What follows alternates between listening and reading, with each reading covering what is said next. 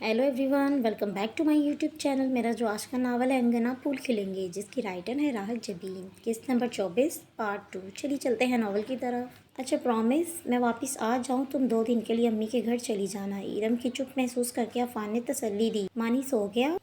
ईरम ने मुख्तसर कहकर टाला। वो मानी के कपड़े बदलवा रही थी जब ज़ारा अपना सामान लेकर आ गई। मैं मानी के साथ रुकूंगी।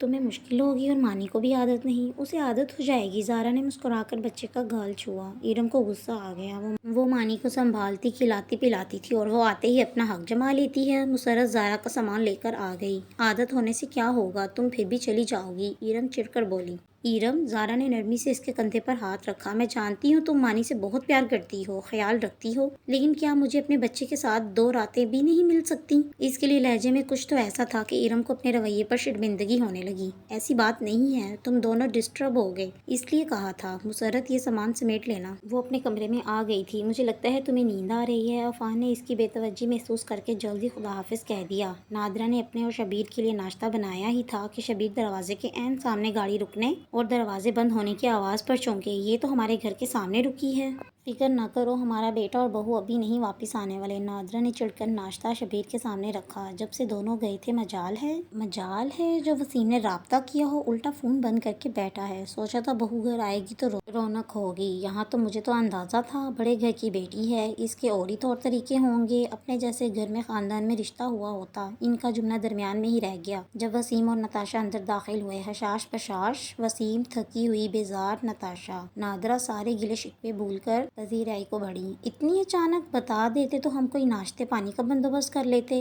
नाश्ता हमने कर लिया है, अब तो बस आराम करेंगे। बहुत थकावट हो रही है, नताशा ने ताहट से कहा। वो यहाँ से सीधा मेके जाना चाहती थी। वसीम इधर ले आया। वो थोड़े नखरे के बाद मान जाती थी। शोहर पर एहसान रहता था कि वो इसकी खातिर कैसे कंप्रोमाइज़ कर रही थी। हाँ, रेस्ट करो तुम लोग, शबीर ने कहा तो नताशा तेज़ी से कमरे की तरफ बढ़ गई। दादी ठीक है? वसीम ने कमरे के बंद दरवाजे को देखा। हाँ, मिल लो, हर रोज़ तुम्हारा पूछती हैं, शबीर ने कहा। चले मैं फ्रेश होकर पूछता हूँ। वो टाल कर कमरे की तरफ बढ़ गया। लो भाई, तुम्हारे घर की रौनक वापस आ गई, शबीर ने नादरा को देखकर तंज किया था या मजाक। वो समझी नहीं, बस इनका मुँह देखने लगी। मैं गोश्त सब्जी लाता हूँ, अच्छा सा खाना बना लो, शबीर ने कहा। हाँ, राबिया को ना बुला लूँ? इसके अपने घर के काम बहुत होते हैं, खुद ही कुछ कर लो। वैसे भी अब के सोए पता नहीं कब जागेंगे, शबीर ने कहा तो नादरा ने इस बात में सर हिलाया। नताशा एक भरपूर नींद लेकर जागी तो वसीम फ्रेश होकर बाल बना रहा था। तुम कहाँ जा रहे हो? नताशा ने नरम तकिया बाजुओं में दबोचा। थकन अभी भी बहुत है, दिल चाह रहा था थोड़ा और सो जाऊं। दादी के पास तुम भी उठ जाओ, शाम हो रही है। उठती हूँ, इसने जमाई रोकी। फ्रेश होकर दादी के पास आ जाना। मैं नहीं आ रही, इनके कमरे से बहुत स्मेल आती है। नताशा ने नाक चढ़ाई। क्या हो गया है यार? वसीम को नताशा की बात अच्छी नहीं लगी। मैं क्या करूँ, तुम्हारी मदर इनको बिल्कुल भी साफ सुथरा नहीं करती, नताशा ने कहकर करवट बदली। वसीम तासु से सर हिलाता कमरे से निकल गया। सर्दी अभी दूर थी और दादी मोटा कंबल ओढ़े लेटी थी। वसीम को देखकर खुश तो हुई, मगर इनकी खुशी पर नकाहत गालिब थी। इनसे मिलते वसीम को घिन आ गई। नताशा ठीक ही कहती थी। नाकाफी रोशनी, गंदगी का एहसास। अम्मी दादी का बिस्तर तो बदल दिया करें। सरहाने पड़ी मेज़ पर दवाइयाँ, शापर और गर्द का राज था। माँ क्या क्या करे, अकेली जान कहाँ कहाँ खपूं।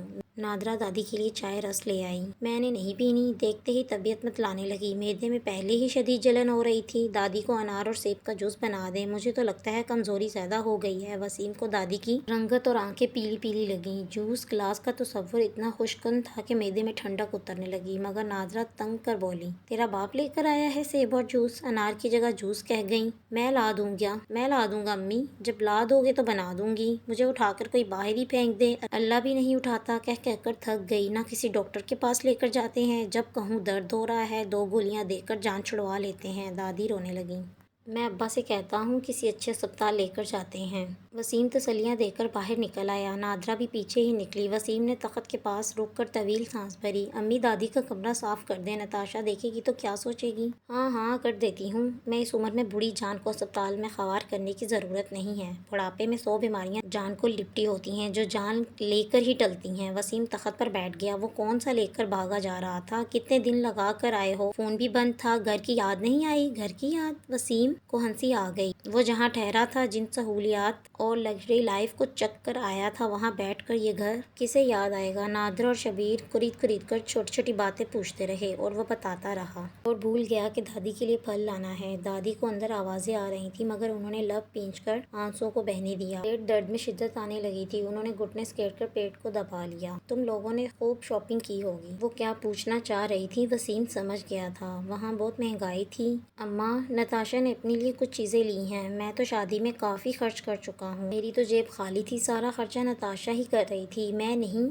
پتہ نہیں کہاں کر رہی تھی، کسی کو ایک چوڑا تک نہ دیا۔ تمہاری پھوپھی اتنی باتیں سناتی گئی ہیں، نادرا کب تک صبر کرتی، جہیز بھی نہیں دیا؟ میں نے تو سنا۔ وسیم نے تیزی سے ماں کی بات کاٹ دی۔ جو بھی سنا ہے اسے رہنے دے، مجھے پتا ہے میں نے کیا کرنا ہے۔ تبھی نتاشا آ گئی۔ جہیز کے قیمتی جوڑے میں ملبوس ساس سسر کو بے حد معمولی لگی، اس کے ساتھ جو پیسے کی دلکشی تھی سب اڑنچھو ہو گئی۔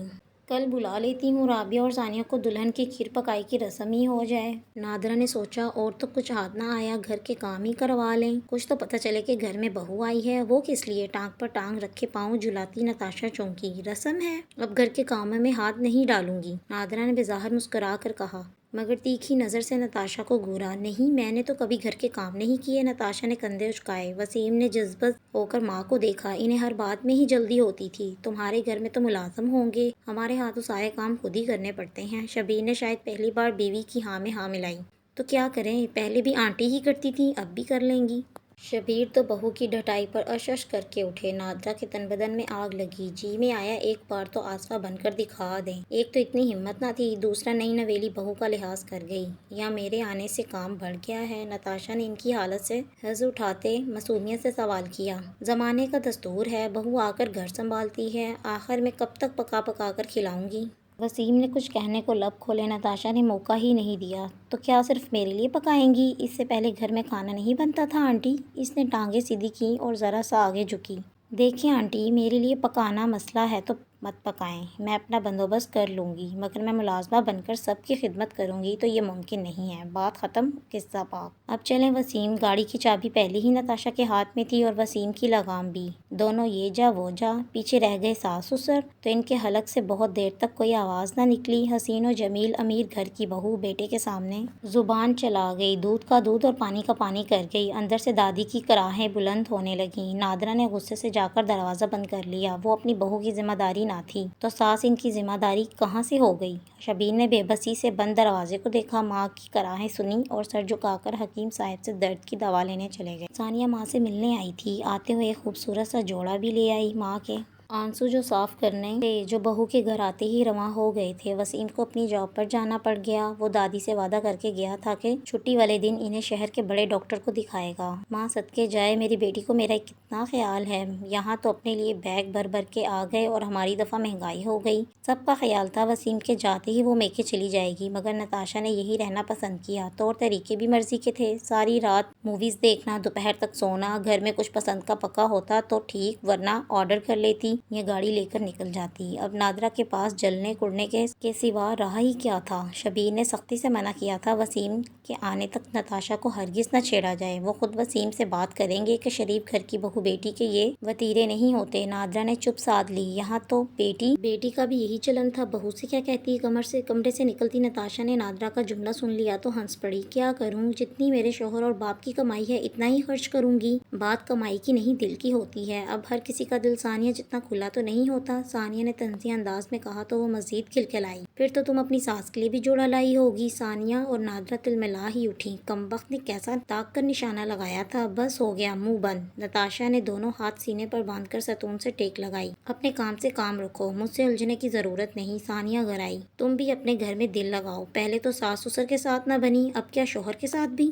گزارا نہیں، تم میرے یہاں آنے پر کیسے اعتراض کر سکتی ہو، میرے باپ کا گھر ہے۔ ثانیہ بھپر کر کھڑی ہوئی، حیثیت بدل جائے تو حقدار بھی بدل جاتے ہیں۔ نتاشا نے اس کی آنکھوں میں آنکھیں ڈالیں، اب یہ میرا گھر۔ دو شیرنیاں آمنے سامنے کھڑی ایک دوسرے کو چیر پھاڑنے کو تیار کھڑی تھیں۔ نادرا بکھلا گئی، بس کرو، کیا تیرا میرا لگا لیا ہے؟ یہ بیٹی ہے، تم بہو۔ اپنی بیٹی سے کہیں یہ بات یاد رکھے کہ میں بہو ہوں اور گھر ہمیشہ آنے والیوں کے ہوتے ہیں۔ نتاشا کی گردن میں سریا تھا، کہہ کر واپس کمرے میں چلی گئی، وسیم سے شادی کے لیے کیسے میری چمچا گیری کرتی تھی اور اب آتے ہی مالکن بن بیٹھی۔ میرا باپ ابھی زندہ ہے، تم میرا حق کبھی بھی ختم نہیں کروا سکتی۔ नादरा ने घबराकर सानिया का बाजू पकड़ा। दफ़ा कर, मैं कर लूँगी ठीक, बस वसीम के आने की देर है, कर ही ना ले। सानिया ने गुस्से से बाजू छुड़वाया। सारी जिंदगी नंद से डरकर गुजार दी, अब बहू से दब कर रहे। वो गुस्से से बैग उठा, ये जा वो जा, बाहर निकलकर गहरी सांस ली, फिर गर्दन घुमाकर ससुराली दरवाजे पर निगाह दौड़ाई। ना मैका रहा ना ससुराल। दिल में अजीब सा एहसास जागा, जिसे दिलो दिमाग से झटक कर वो तेजी से गली पार कर गई। वसीम का दिल चाहा दोनों कानों पर हाथ रख ले। इसने बेजारी से मोबाइल को देखा, जिसका स्पीकर ऑन था, और अम्मा की आवाज़। इंसान थका हारा ऑफिस से घर आए तो घर से आई कई मिस्ड कॉल्स को देखकर नंबर मिला बैठे, तो कहीं घर में कहीं इमरजेंसी ना हो गई हो और सामने ये सब सुनने को मिले।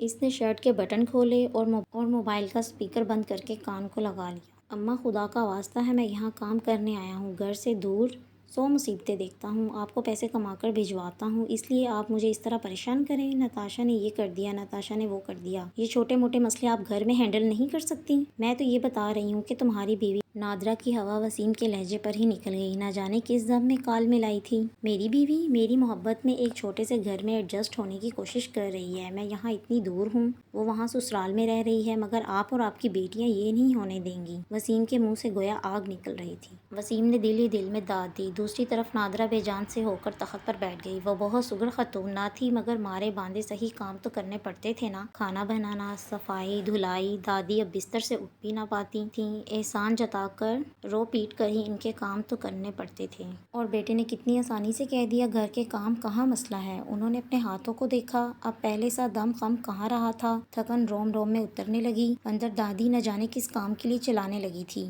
यही मर जाए तो जान छूटे। सारा गुस्सा बुढ़ी जान पर मुंतकिल हो गया। वो कब से कॉरिडोर के आखिरी स्टेप पर खड़ी लॉन में बिखरे रंगों को देख रही थी। इसका बचपन इन फूलों के साथ गुजरा था, इनका लड़कापन इन दरख्तों की छांव में बीता था। अपने घर में तो दिल ही नहीं लगता था। दोस्ती अफान से थी, मोहब्बत जुबैर से हुई। इसकी आंखों में नमी चुभने लगी। अफान और वो हर शाम यहाँ बैडमिंटन खेला करते थे। कितनी डांट पड़ी थी जब बीबी जान ने खुशखबरी के बाद इसके हाथ में रैकेट देख लिया। वो रोने वाली हो गई। क्यों डांट रही हैं? मैंने कहा था वो तो खेल भी नहीं रही। अफान फौरन मदद को आया। वो क्या होता है, अब तुम्हारी भाभी हैं, एहतराम का रिश्ता बन गया है, एहतराम किया करो। बीबी जान ने लताड़ कर रख दिया। तो वो भाभी भाभी कहकर हंसने लगा। मुंह बंद करो, वरना कॉल करके ज़बैर को बताऊंगी कि तुम मुझे तंग करते हो। जाओ बता दो। अफान, जाओ पता करो भाई की फ़्लाइट कब है। और फ़्लाइट कभी नहीं आई। वो 19 साल की उम्र में बेवा हो गई थी। ज़ारा, ईरम की आवाज़ पर ज़ारा ने हाथ की पुश्त से चेहरा साफ किया। आपको बीबी जान बुला रही हैं। ईरम, क्या अफान अब भी बैडमिंटन खेलता है? ईरम ने रुककर हैरत से ज़ारा को देखा। उसे नहीं पता था कि अफान कोई गेम भी खेलता था। इसने हमेशा अफान को बिजनेस के झमेलों में उलझते ही देखा था। ज़ुबैर को पसंद नहीं था, मगर मैं और अफान बहुत खेलते थे। उसे खामोश देखकर ज़ारा ने बात बढ़ाई। बहुत बदल गया है, अब तो पहचाना ही नहीं जाता। मैंने ये घर, अपना शोहर और दोस्त खो दिया। मेरे खसारे कौन गिने? ईरम ने उलझकर ज़ारा को देखा। वो दोनों हाथों से अपना चेहरा साफ करके मुड़ी।